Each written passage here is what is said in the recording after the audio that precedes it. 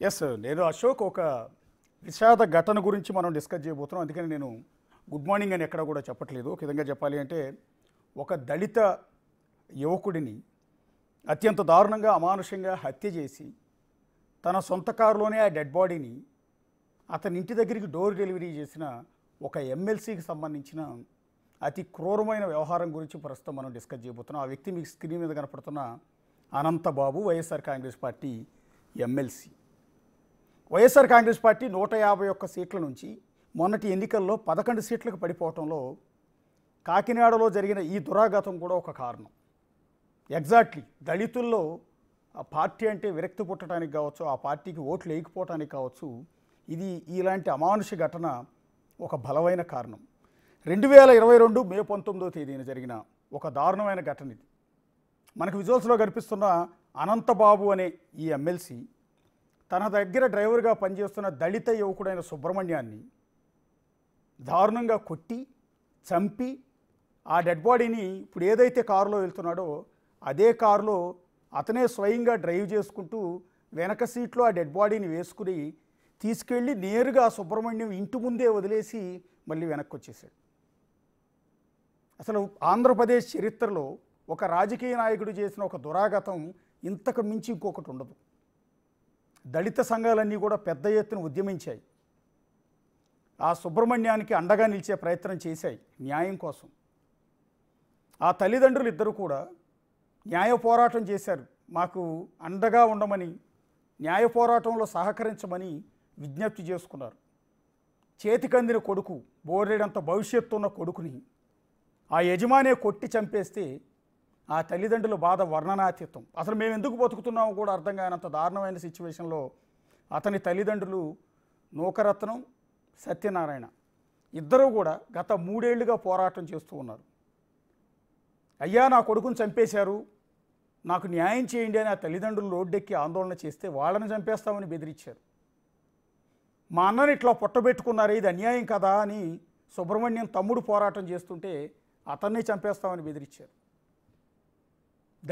దళితులకు రక్షణ ఎక్కడా అని దళిత సంఘాలన్నీ కూడా రోడ్డెక్కి పోరాటం చేశాయి. న్యాయవాదులు ఆ కుటుంబానికి అండగా నిలిచే ప్రయత్నం చేశారు. కానీ పోలీసు వ్యవస్థ అప్పట్లో సహకరించలేదు. ఎందుకంటే రాజకీయ ఒత్తిడి. అప్పటి అధికార వైఎస్ఆర్ కాంగ్రెస్ పార్టీకి సంబంధించిన ఎమ్మెల్సీ అనంతబాబు కావడంతో రాజకీయ ఒత్తిళ్లు చాలా పెద్ద ఎత్తున ఉండటంతో ఈ కేసు విచారణ అంతా కూడా నీరుగార్చేశారు. ఒక విధంగా ఆధారాలు లాంటివి ఏమీ సేకరించకుండా కోర్టులో బలమైన వాదనలు వినిపించకపోవడంతో హత్య చేసిన కొద్ది రోజులకే ఎమ్మెల్సీ అనంతబాబు జైలు నుంచి విడుదలయ్యాడు. ఇంకొక దరిద్రం ఏంటంటే ఆ ఎమ్మెల్సీ అనంతబాబు రాజమండ్రి జైలు నుంచి విడుదలై బయటకు వస్తూ ఉంటే వైఎస్ఆర్ కాంగ్రెస్ పార్టీ శ్రేణులు పెద్ద ఎత్తున సంబరాలు చేసుకుంటూ పూలు జల్లుతూ అతను ఊరేగింపుగా తీసుకొచ్చాయి. ఒక హత్య చేసి ఒక దళిత యువకుడిని చంపిన ఎమ్మెల్సీని ఆ పార్టీ కార్యకర్తలే ఊరేగిస్తూ తీసుకొచ్చారు. సంబరాలు అంబరాన్ని అంటుతాయి అన్నట్టుగా అంగరంగ వైభవంగా అతని జైలు నుంచి తీసుకొచ్చి ఏదో ఘనకార్యం చేసి వచ్చినట్టు, కార్గిల్ యుద్ధంలో పోరాటం చేసి వచ్చినట్టు, ఒక మర్డర్ చేసిన వాడిని, ఒక దళిత యువకుడిని అత్యంత దారుణంగా కిరాతకంగా హత్య చేసిన వాడిని ఊరేగింపుగా తీసుకొచ్చారు. ఆ తర్వాత పోలీసులు సరైన ఆధారాలు లేకపోవడంతో గత 2 ఏళ్లుగా దళిత యువకుడిని చంపిన ఎమ్మెల్సీ అనంతబాబు బయట దర్జాగా తిరుగుతూ ఉన్నాడు. ఇంకా దారుణం ఏంటంటే వైఎస్ఆర్ కాంగ్రెస్ పార్టీ అతని పార్టీ నుంచి సస్పెండ్ చేశామని పేరుకు ప్రకటించింది. కానీ ఈ రోజుకి అతను ఎమ్మెల్సీ స్టిక్కర్ వేసుకుని అదే వైఎస్ఆర్ కాంగ్రెస్ పార్టీ తరఫున అన్ని కార్యక్రమాల్లో తిరుగుతూ ఉన్నాడు. అసెంబ్లీకి హాజరవుతూ ఉన్నాడు. డ్రైవర్ని చంపి డెడ్ బాడీని డోర్ డెలివరీ చేసిన ఎమ్మెల్సీ ఇప్పటికీ అసెంబ్లీకి హాజరవుతూ ఉన్నాడు. సో ఇది అనంతబాబు కథ. సుబ్రహ్మణ్యం అనే దళిత యువకుడి విషాద గాథ, కన్నీటి గాథ. సో ఇప్పుడు ఆ తల్లిదండ్రులకు మళ్ళీ న్యాయం కోసం రాజమండ్రి ఎస్సీ ఎస్టీ కోర్టు పునర్విచారణకు ఆదేశించింది. అసలు ఏం జరిగింది, ఎందుకు కేసు నీరుగార్చాల్సి వచ్చింది, ఎవరు ఒత్తిడి ఉంది, ఎవరు దీనిలో సహకరించారు, మొత్తం ఎంక్వైరీ చేయమని చెప్పి ఆదేశిస్తే ప్రస్తుతం ఉన్న కూటమి ప్రభుత్వం పునర్విచారణ కోసం ఒక సిట్ని ఏర్పాటు చేసింది. ఒక నిజాయితీ కలిగిన అధికారులను గతంలో మాదిరిగా ఎలాంటి లొంగుబాట్లు, ఎలాంటి ఒత్తిళ్లకు లొంగకుండా కేసులో న్యాయం చేసేందుకు ఇప్పుడు సిట్ బృందం విచారణ ప్రారంభించింది. ప్రస్తుతం ఆ సిట్ ఆల్రెడీ గత 2 రోజుల నుంచి విచారణ కూడా ప్రారంభించింది. దీనికి న్యాయవాది ముప్పాళ్ల సుబ్బారావు గారు సహకారాన్ని అందిస్తూ ఉన్నారు. సో ఇది దళిత యువకుడు సుబ్రహ్మణ్యానికి సంబంధించిన ఒక సింపుల్ ఇంట్రడక్షన్, ఒక విషాదగాథకు సంబంధించిన పరిచయం. సో ఇప్పుడు ప్రస్తుతం సుబ్రహ్మణ్యం తల్లిదండ్రులు నూకరత్నం అండ్ సత్యనారాయణ ఇద్దరు కూడా మనతో పాటు లైవ్లో జాయిన్ అవుతూ ఉన్నారు. అమ్మ నూకరత్నం గారు నమస్తే. అమ్మ సార్ నమస్తే సార్. సత్యనారాయణ గారు నమస్తే అండి. నమస్తే అండి. యా, మీ అబ్బాయి ఫోటో పెట్టుకుని మీ ఇద్దరు అలా కూర్చుని ఉంటే మాకే నిజంగా కళ్ళం నీళ్ళు వస్తూ ఉన్నాయండి. ఒక దళిత కుటుంబం ఇలాంటి పరిస్థితుల్లో ఉంది. కొడుకును కోల్పోయి కన్నీటితో నిండి మాకు న్యాయం చేయమని ప్రాధేయపడుతున్న మీ ఇద్దరిని చూస్తే నిజంగా గుండె తరుక్కుపోతుంది మా అందరికీ కూడా, మాకే కాదు టీవీ చూస్తున్న చాలామందికి కూడా. ఇప్పుడు ప్రస్తుతం ప్రభుత్వం విచారణకు ఆదేశించింది, కోర్టు కూడా విచారణకు ఆదేశించింది. సిట్ మళ్ళీ ఎంక్వైరీ చేస్తోంది, పోలీసులు మళ్ళీ రీఎంక్వైరీ చేస్తూ ఉన్నారు. ఇప్పుడు న్యాయం జరుగుతుందని అనుకుంటున్నారమ్మా మీరు? అనుకుంటున్నాను సార్, జరుగుతుందండి. మంగళవారం కాంచి కూడా మాకు చాలా సంతోషంగా ఉంది సార్. మంగళవారం నాడు కోర్టులో వాయిదా జరిగింది కదా సార్, అప్పటి నుంచి కూడా మాకు చాలా ఆనందంగా ఉంది సార్. మేము అసలు ఎక్కడో ఉంటామేమో అనుకున్నామండి, ఎవరో పట్టించుకోరేమో అనుకున్నాం. కానీ నా బిడ్డను చంపేశాక మేము చాలా యాతన పడి ఉన్నామండి. ఇంట్లోనే ఉంటున్నాము. అతనైతే ఏ పనికి పాటికి వెళ్ళదు సార్, నేనే ఏదో కష్టపడి బతుకుతాను. ఏంటంటే ఆడు చేసిన తప్పు సార్. తీసుకెళ్ళి అన్యాయంగా తీసుకెళ్ళి ఇసుక ఒంటి నిండా ఇసుక ఎట్టుకుని చంపేసి కారులో తీసుకొచ్చి గేట్లు తీసుకుని ఆనుకొస్తామంటే ఎంత ధైర్యంగా తీసుకొచ్చాడు సార్. ఏ తప్పు చేశాడేనండి, దొంగతనం చేశాడు వాళ్ళ ఇంట్లో, ఏం చేయలేదు సార్. నమ్మకంగా పనిచేస్తే కుర్రోళ్ళని అలా చంపేస్తాడండి అతను. ఎంత సిగ్గు లేకుండా తిరుగుతున్నాడండి కారులో మళ్ళీని. అసలు మనిషి కాదో తెలియలేదండి మాకైతే. నేనైతే అండి నేను ఆ పని చేస్తే ఎప్పటికెప్పుడో చచ్చిపోతానండి. అంత నీతికాలం వాళ్ళు సార్ మేము. మాకు చాలా బాధగా ఉంది సార్. అలా చంపేసి అలా తిరుగుతున్నాడంటే అసలు మనిషి ముఖం ఇంకొకరి ముఖం చూడాలంటేనే సిగ్గుగా ఉంటుందండి. 22 సంవత్సరాలు కుర్రోడిని చంపేస్తే మాకు ఎంత బాధ ఉంటుంది సార్. నంటికన్నీ చక్కబెట్టుకుండి కుర్రోడండి. వాళ్ళ నాన్నకి షుగర్ అయితే బిళ్ళలు టయానికి తెచ్చేసి ఇవ్వడండి. ఏది మాకు లోట్లేని ఇచ్చేవాడు కాదు. జీతంలో ₹1 తీసుకునేవాడు కాదు. కుర్రోడు ఏమన్నా అన్యంగా తిరుగుంటే మేమే 2 సంవత్సరాల కిందట ఎప్పుడో వదిలేద్దాం సార్. కుర్రోడిని మర్చిపోదామండి. మేము మర్చిపోలేకపోతున్నాం సార్ మా బిడ్డనైతే. మేము ఇంకో బిడ్డకు అలా జరగకూడదు సార్. మా లలితలు ఎంత లోకుగా ఉన్నారో సార్. నాయకులందరూ పోరాడబెట్టండి. ఇంతవరకు ఈ కేసు ఇలా ఉందండి. మేము తర్వాత మాకు ఎంతగానో న్యాయం చేస్తున్నారండి. మాకు చాలా సంతోషంగా ఉంది సార్. అమ్మ ఒక్కసారి అంటే మీ కొడుకును కోల్పోయిన బాధ ఎలా ఉంటుందనేది మా అందరికీ కూడా తెలుసు. మీరు ఎంత ఆవేదనతో మాట్లాడుతున్నారో కూడా మాకు అందరికీ కూడా తెలుసు. ఇవాళ మిమ్మల్ని ఇబ్బంది పెట్టే ఉద్దేశం కాదు, మీకు న్యాయం జరగాలి, మరి కొంతమంది మీకు న్యాయం చేసేందుకు ముందుకు రావాలి అని మిమ్మల్ని ఇవాళ లైవ్లో కూర్చోబెట్టుకుని మాట్లాడుతున్నాను. ఒక్కసారి 2022 మే 19 అంటే మీ అబ్బాయి చనిపోయిన రోజు అసలు ఏం జరిగిందమ్మా? మీకు ఎప్పుడు తెలిసింది, ఎలా తెలిసిందమ్మా? ఆ రోజు రాత్రి 10:30కి కారు ఎక్కించుకుని తీసుకెళ్ళాడండి అనంతబాబు. 10:30 కారు ఎక్కించుకుని తీసుకెళ్ళండి. రాత్రి 12:52 నాకు ఫోన్ చేశాడండి. నా చెల్లకి ఫోన్ చేసి, సత్యబాబు మీ అబ్బాయి సుబ్రహ్మణ్యం నా బండి వేసుకుని వెళ్ళి నాగమల్లి తోట జంక్షన్ కాడ డివెండర్ని కొట్టేసి మతి తింటూ లేకుండా పడిపోయాడట అని చెప్పేసి నాకు ఫోన్లో చెప్పాడండి. ఈ విషయం మీకు ఎలా తెలుసారో అని అడిగానండి. ఈ టైం అప్పుడు ఇలా జరుగుతున్న కారణం ఇది మీకు ఎలా తెలుసని అడిగానండి. మా ఫ్రెండ్ దారిని వెళ్తా చూశాడట. మా ఫ్రెండ్ నాకు ఫోన్ చేసి, సత్యబాబు అనంతబాబు మీ అబ్బాయి ఎలాగా మీ డ్రైవరు కారు డివెండర్ బండితో గుద్దేసి మతి తిమ్ముతూ లేకుండా పడిపోయాడట అని ఫోన్ చేసి మా ఫ్రెండ్ నాకు చెప్పాడు అని అనంతబాబు నాకు చెప్పాడండి. అయితే ఇలా జరిగిందని చెప్పేసి మళ్ళీ అన్నీ ఫోన్ పెట్టేసేప్పుడు మా చిన్న అబ్బాయి నిద్రలో లేచండి బండి వేసుకుని 4 కుర్రలు తీసుకుని వెళ్ళి నాగమల్లి తోట జంక్షన్ కాడ వాకు చేశాడండి. వాకు చేస్తే ఇక్కడ ఏ యాక్సిడెంట్ జరగలేదమ్మా, అటువంటిది ఏం జరగలేదని అక్కడ చుట్టుపక్కల షాపుల్లో వాళ్ళందరూ చెప్పారటండి మా చిన్న అబ్బాయికి.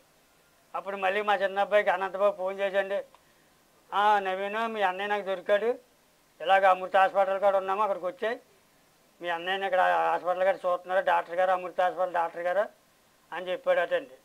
ఫోన్ పెట్టేటండి. మళ్ళీ మా చిన్న అబ్బాయి అమృత హాస్పిటల్ కాడికి వెళ్ళి కుర్రలు తీసుకుని వెళ్తున్నాక అప్పుడే బాడీని లోపల ఉన్న డాక్టర్ చనిపోయాడు అతను అని చెప్పేసి ఈసీసీ రిపోర్ట్ అనంతబాబు చేతిలో పెట్టారటండి చనిపోయాడని. అప్పుడు 1 గంట అవుద్దండి, 1 గంటన్నరకే నేను పనిచేసే అపార్ట్మెంట్ కూడా తీసుకొచ్చి చచ్చిపోయి ఇంకా డోర్లు తీసి మీ అబ్బాయి చనిపోయాడు అని చెప్పేసి డోర్లు తీసి చూపిస్తున్నాడు. మేమేమో లైట్ వేసుకుని చల్ల లైట్లు అన్నీ చూస్తున్నామండి. ఈ లోపల మా చిన్న అబ్బాయి కూడా కురగాలు కొండపాలెం కుర్రోళ్ళు ఒక 60-70 మంది దాకా వచ్చేసారండి. వచ్చేసి ఏం జరిగింది చల్ల లైట్లు వేసి కారు బాడీ అంతా చెక్ చేశారని చూశారండి. చూస్తులేక ఒళ్ళంతా రాడ్లతోని కర్రలతోని కొట్టేసి దండల మీద అంత లాగు తొట్లండి. దండల మీద గుండెల మీద కాళ్ళ మీద కాళ్ళు అంతేమో నరం బయటకు వచ్చేసిందండి. పీకి మీద కాలేసి బూటికాలతో తొక్కేస్తే ఇంక ఇక్కడ పెదం చిన్న పెచ్చి ఊడిపోయిందండి. ఇంత పెదవి మీద వెనకాలేమో 3 ఏళ్ళు దూరిపోతాయండి. మెదడుకాడండి రాడ్డుతోనే దేనితోనే కొట్టేశారండి. ఇవన్నీ చెయ్యాలంటే అనంతబాబు ఒక్కడల్లా అవ్వదండి. పైపచ్చిగా అంటాడు చనిపోయాడు యాక్సిడెంట్ అని చెప్పాడండి. వాకు చేస్తే అక్కడ ఏమీ లేదండి. అప్పుడు ఏం జరిగింది ఏంటని నిలదీస్తాను ఆ కుర్రలందరినీ చూసి అనంతబాబు ఆ లోలికి ఫోన్ చేస్తాం పట్టాడండి. ఇదేదో నా పీక మీదకి వచ్చి ఇలాగ ఉందరా బాబు అని చెప్పేసేసండి. మా ఆవిడ్ని పక్కకి కాకేసి రత్నం జరిగింది ఏదో జరిగిపోయింది, ఇక నా పేరు వీటిలో లాక్కండి, నన్ను నలుగురిలోని నవ్వులు పాలు చేసి నా రాజకీయ జీవితం మీద దెబ్బ కొట్టకండి, మీకు 2 లక్షలు ఇస్తాను, మా ఆవిడ తీసుకెళ్ళి దేవెట్టేస్తాను, మీరు దహన సంస్కారాలు చేసుకోండి, గుట్టుగాని ఎవరికి తెలనివ్వకండి అని చెప్పేసి మా ఆవిడని పక్కకి తీసుకెళ్ళి బెదిరించాడటండి. నేనేమో బాడీ కాడ ఉన్నానని కారు కాడండి. అప్పుడు మా ఆవిడ వచ్చి నాకు చెప్పిందని ఎలాగంటున్నాడు అనంతబాబు అని. అది కూడా చూడండి ఎంత దారుణంగా ఎంత ధైర్యంగా మాట్లాడాడండి. తీసాను బాడీని తీసాను, నేను కారు వేసి పోవాలి, నాకు పని ఉందో అలాగేలాగన్నా. ఎక్కడికి వెళ్తావరా కారు పెట్టుకుని వెళ్ళాను. కుర్రలు అందరూ చుట్టూ మూసేశారండి. అమ్మాయిలు ఇల్లు లేరని చెప్పేశారండి. కారు తాళం తీసుకుని ఆ లోలికి ఫోన్ చేసుకుని ఎవడో ఒకడు బండి వేసుకుని వచ్చాడండి. ఆ బండిలో ఎస్కేప్ అయిపోయాడండి. కారు బాడీ అక్కడ వదిలేసండి. నేను పనిచేసే అపార్ట్మెంట్ కాడ ఎస్కేప్ అయిపోయాడండి అనంతబాబు. అయితే మేము కేసు పెడతామని కేసు పెట్టుకుంటే ఎవడేం పీకుతాడో నన్ను నేను చూస్తాను, ఏ పోలీసుడు వస్తాడో అని అక్కడ నన్ను కూడా బెదిరించాడండి అనంతబాబు. సరే అని చెప్పేసి ఫస్ట్ 2 టౌన్ కాడికి వెళ్ళామండి. 2 టౌన్ పోలీస్ స్టేషన్ కాడికి వెళ్తే వాళ్ళు అన్నారండి మా యాక్సిడెంట్ అక్కడ జరిగింది, అది మా పరిధిలోకి రాదు, నాగమల్లి తోట జంక్షన్ చప్పవరం వెళ్ళిపోండి అని చెప్పారండి. చప్పవరం పోలీస్ స్టేషన్కి వెళ్ళామండి.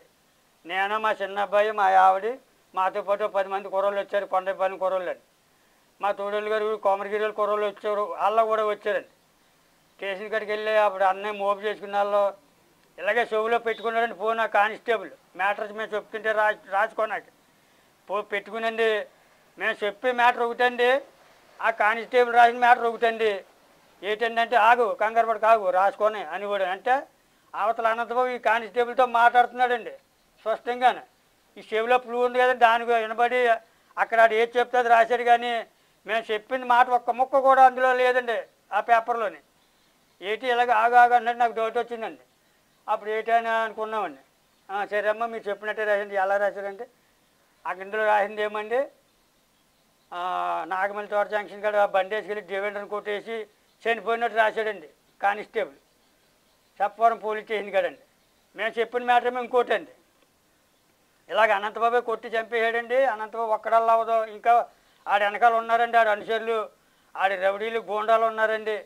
వాళ్ళకు చూడాల్సి ఎంక్వైరీ చేయాలని చెప్తే చేయలేదండి. ఆ డివెండర్ కొట్టి చనిపోయాడనే రాశాడండి అక్కడ కానిస్టేబుల్. అప్పుడు మహానుభావుడు ఆ మర్నాడు మా దళిత నాయకుడు పిట్ట వరప్రసాద్ అని ఆయన వచ్చాడండి. వచ్చి అప్పటికి మమ్మల్ని దాచారండి కొమరగిరిలోని. అసలు రాత్రి నైట్ ఏం జరిగింది నాకు చెప్పండి, మీరేమో కానిస్టేబుల్ దగ్గర చప్పవరం పోలీస్ స్టేషన్ దగ్గర స్టేట్మెంట్ ఇలా ఇచ్చారట, మా అబ్బాయి డివెండర్ని కొట్టే చనిపోయాడు, అనంతబాబుది ఏమీ తప్పు లేదు, మా అబ్బాయిదే తప్పు అని చెప్పారట, అలాగే రాశాడు అక్కడ స్టేట్మెంటు. ఎలా చెప్పారు ఏంటని పెట్టా వరప్రసాద్ చెప్పండి. ఆయన చెప్పేదాకా ఇది మ్యాటర్ అని మాకు తెలియదండి. మేము చెప్పిందే రాశాడు అనుకున్నామండి. ఆ కానిస్టేబుల్ అంత దుర్మార్గుడు అనే కానిస్టేబుల్ చప్పవరం పోలీస్ స్టేషన్ అంటే అది అలా రాశాడండి. అంటే అనంతబాబు ఫోన్లో చెప్తున్నాడు, ఈ చెవులు ఎట్టుకున్న దానికి ఆయన చెప్పిన మాట ఈ కానిస్టేబుల్ రాశాడండి. అప్పుడు పెట్టే వరప్రసాద్ అడిగాడు, ఇలాగ మళ్ళీ జరిగిందండి, 10:30 తీసుకెళ్ళాడు, 12:52కి ఫోన్ చేసి నాకు చెప్పాడండి, మనిషిని చంపేసి 1:30కి బాడీ తీసుకొచ్చి ఎంత ధైర్యంగా డోర్ గేట్లు ఆడే తీసుకుని లోపల కారు ఎట్టి కారిడోర్లు తీసి మా అబ్బాయిని ఇంకో మీ అబ్బాయి చనిపోయాడని చెప్పాడండి. ఇదేంటండి అలా జరిగిందంటే ఇలాగ చెప్పాడు. అప్పుడు మా కుర్రోళ్ళు రెండు రండి మా చేతులు అట్టుకుని కారు ఎక్కించేస్తున్నాండి. మీ ఊరు తీసిపోతాను రండి, ఎవరున్నారు ఇంకెక్క మీకు దాన సంస్కారాలు చేసింది రండి. మా యావని నన్ను గుర్తెట్టుకుని లాగేస్తున్నాడండి లోనికి కారు ఎక్కేయమని. ఆగండి అనంతబాబు గారు, కంగారు పడకండి, ఈ పక్కనే మరదలు ఉంది, మా చిన్న మరదలు హాస్పిటల్ నర్సుకని చేస్తుంది, ఆ పిల్లకి ఫోన్ చేయండి. మీరున్న అపార్ట్మెంట్లో మా తమ్ముడు ఉన్నాడు, మా సీను, ఆడికి కూడా ఫోన్ చేయండి, వాళ్ళు వస్తున్నారండి, వాళ్ళిద్దరు కూడా వస్తే మాకు ధైర్యంగా ఉంటుంది. అప్పుడు మా నలుగురిని కలిపి మా ఆర్డర్ తీసుకెళ్ళి దేవుటి ఎదురు కానీ అప్పుడు దామ సంస్కారాలు మేము చేసుకుంటాము అన్నామండి. అబ్బో ఇలా మాట నీళ్ళేరి చుట్టుమించిపోతుందని జనాన్ని అంతా చూసి అప్పుడు ఎస్కేప్ అయిపోయాడు అనమాట అండి అనంతబాబు. ఇదండి జరిగిందని పిట్ట వరప్రసాద్ చెప్తే అప్పుడు పిట్ట వరప్రసాద్ గారు మేము చెప్పిన స్టేట్మెంట్ రాసి అప్పుడు కలెక్టర్ ఆఫీస్లో ఉన్న ఎస్పీ గారికి ఎవరికి చెప్తే అప్పుడు స్పందించారండి అనంతబాబుని అరెస్ట్ చేయమని. అప్పుడు కలెక్టర్ గారు కూడా వస్తాను కానీ ఇక్కడ పోస్ట్ మార్టం కూడా మేము సంతకం పెట్టమన్నామండి. పోలీసులు చాలా ఘర్షణ చేశారండి, మా మీదకి వచ్చేసి తోచేసేవారండి, నన్ను మా యావుని మా చిన్న మరదలను కూడా తోచేసేవారండి. అయినా సరే మేము బెదరలేదండి, సంతకం పెట్టని లాగేసేవారిని గుర్తెట్టుకుని. ఎంత లాగినా గట్టికి ఎన్ని గంటైనా గట్టికి మేము అసలు జంకలేదండి వాళ్ళకి. అప్పుడు ఆయన వచ్చాకండి ఇవన్నీ చేసాక సెటిల్మెంట్ అయ్యాకప్పుడు మన కలెక్టర్ గారి దగ్గర ఉండి ఆడిటర్ గారిని పంపించండి రాత్రి 12 గంటలకి. ఆయన వచ్చి మాకు అన్ని హామీలు ఇచ్చారని కలెక్టర్ గారు చెప్పమన్నారమ్మా, మీరు ఏదైతే కావాలో అదే రేపు సాయంత్రానికల్లా అనంతబాబుని అరెస్ట్ చేయమని జిల్లా ఎస్పీకి చెప్తానన్నారు, లేకపోతే జిల్లా ఎస్పీ ఉద్యోగం ఎగిరిపోద్ది అని చెప్పేసి ఆడిటర్ గారు చెప్పారండి. అప్పుడు నమ్మొచ్చు అని చెప్పేసి మేము ఆలోచించుకొని అప్పుడు సంతకం పెట్టుకొని పోస్ట్ మార్టం రిపోర్ట్ చేయటానికి అంతలా చేశారండి వాళ్ళు. ఎవరండి? సర్పవరం పోలీసు వాళ్ళు, ఆ స్టేషన్లో వెళ్ళండి కానిస్టేబుల్, ఎస్సీలు, సిఐలు, జిల్లా ఎస్పీ ఉన్నాడంటే మహానుభావుడు అండి బాబు. ఆయన మసిపూసి మారిడిగా చేయాలంటే ఆయన తర్వాత మళ్ళీ ఆయన జిల్లా ఎస్పీ, మరి ఆడికి పెళ్ళం బిడ్డలు ఉన్నాడు కదండి, మరి ఆడి బిడ్డని చంపేస్తే ఆడికి ఎంత బాధ ఉందండి. అలాంటిది నా బిడ్డని చంపేస్తే అబ్బాయి వాళ్ళు డ్రిల్ మీద దోసాడట, కోపం చెప్పిన తాగేసి ఉన్నావు, నువ్వు మానేస్తేనే నిన్ను నా ఉద్యోగంలో పెట్టుకుంటాను, లేకపోతే పెట్టుకొని నెల తోస్తే పొడిపోడట మెదడుకు తగిలేసిందట డ్రిల్. ఎస్పీ గారి స్టేట్మెంట్. అప్పుడు మళ్ళీ నన్నే దోస్తావని మా అబ్బాయి మళ్ళీ బలంగా వెళ్తుంటే మళ్ళీ బలంగా దోచాడట అనంతబాబు. అందుకు మా అబ్బాయి చనిపోవడానికి స్టేట్మెంట్ ఇచ్చాడు జిల్లా ఎస్పీ. మరి ఆడికి భార్య బిడ్డలు ఉన్నారా? ఆడి నోరేనాడు అలాగ అబద్ధాలు అన్నాక జిల్లా ఎస్పీ రవీంద్ర కుమార్ ఏదైనా ఆడి పేరు, మళ్ళీ ఎస్పీ అంతలా మాట్లాడి స్టేట్మెంట్కి అనంతబాబుకి అనుకూలంగా మాట్లాడాడండి అనంతబాబు ఆడు జిల్లా ఎస్పీ. అప్పుడు మళ్ళీ కలెక్టర్ గారు వీళ్ళందరూ దెబ్బలాడితే సాయంకాలం లోపల అనంతబాబుని అరెస్ట్ చేస్తే నీకు ఉద్యోగం ఉండలేదు, నీ ఉద్యోగంలో తీసేస్తే నేనే బెదిరితే అప్పుడు జిల్లా ఎస్పీ మెల్లలాగా ప్రెస్ మీట్ వాళ్ళ ముందు వచ్చి సాయంకాలం లోపల అనంతబాబు ఎక్కడున్నా సరే అరెస్ట్ చేసి లోపలేస్తామని ఆయన మాకు భరోసా ఇచ్చారండి. అప్పుడు సంతకం పెట్టామని పోస్ట్ మార్టం రిపోర్ట్ చేయమని. అప్పుడు దాకా మాకు నమ్మకం లేదండి. అప్పటి నుంచి ఇప్పుడు కాకినాడ పోలీసులు అంటే నేను నమ్మకం లేదండి, నాకు న్యాయం చేస్తామని చెప్పేసి అన్నారు కానీ ఇప్పుడు చేయలేదండి. కాకినాడ పోలీసులు న్యాయం చేస్తారని విజయవాడ హైకోర్టులో సిబిఐ ఎంక్వైరీ అడిగామని మేము. సిబిఐ ఎంక్వైరీ అడిగితే అన్నారండి పోలీసు వాళ్ళు, సిబిఐ ఎంక్వైరీ ఎందుకండి, మేము ఎంక్వైరీ చేస్తున్నాం కదండి, మా ఎంక్వైరీ ఇంకా పూర్తి అవ్వలేదండి, మేము అందరినీ దొరుకుతున్న ఎంక్వైరీ చేస్తున్నాం, మా ఎంక్వైరీ పూర్తి అయ్యాక మా వల్ల కాదు, మేము ఏం చేసుకుంటారో మేము తప్పుకుంటే అప్పుడు సిబిఐ ఎంక్వైరీ ఇవ్వాలి, కానీ మా ఎంక్వైరీ అవ్వకుండా మధ్యలో సిబిఐకి సంబంధం ఏంటండి, సిబిఐ ఎంక్వైరీ ఏమైనా కుదరదని పోలీసులు అడ్డెట్టారండి. ఈ పోలీసులు అడ్డెట్టిన కారణం కూడా అనంతబాబు అండి. సిబిఐ ఎంక్వైరీ దిగితే ఈ గుట్టంతా బయటకు వచ్చేది, ఆడ వెనకాల ఉన్న అనుచరులు కూడా బయటకు వస్తారని చెప్పేసి పోలీసు వాళ్ళకి డబ్బు చెల్లేసి సిబిఐ ఎంక్వైరీ రాకుండా కోరాడని అనంతబాబు చెప్పిందే చేస్తున్నారు అక్కడ పోలీసులు అండి. అందుకని సిబిఐ ఎంక్వైరీ వద్దు, మా సత్తా ఏదో మేము చూపించామని పోలీసులు అన్నారు, కానీ ఇప్పుడు ఇంకా న్యాయం చేయలేదని కాకినాడ పోలీసులు. సత్యనారాయణ గారు ఒక్కొక్క మాట జరిగింది మా పెట్ట వరప్రసాద్ గారు. సార్ చెప్పండి సార్. ఏం లేదు, మీరు చెప్పిన దాంట్లో చాలా కీలకమైంది ఏంటంటే మీ అబ్బాయిని కొట్టి చంపి స్వయంగా తన కారులోనే డెడ్ బాడీని వేసుకుని అనంతబాబే మీ ఇంటి దగ్గరికి తీసుకొచ్చాడు. నేను పనిచేసే అపార్ట్మెంట్ గారు తీసుకొచ్చి మా కారు డోర్లు తీసి ఇంకో మీ అబ్బాయి చనిపోడని చూపించాడని అనంతబాబే. పైగా అక్కడ మిమ్మల్ని బెదిరించాడు, మిమ్మల్ని మొదట మీ భార్యని తర్వాత మిమ్మల్ని బెదిరించాడు 2 లక్షల రూపాయలు ఇస్తానని. మా చిన్న అబ్బాయిని మా మరదల్ని మమ్మల్ని బెదిరించాడండి. 2 లక్షల రూపాయలు ఇస్తాను, మీరు ఇక కేసులు పెట్టడం కానీ నా పేరు చెప్పడం కానీ చేయొద్దు అన్నాడు. అన్నాడండి.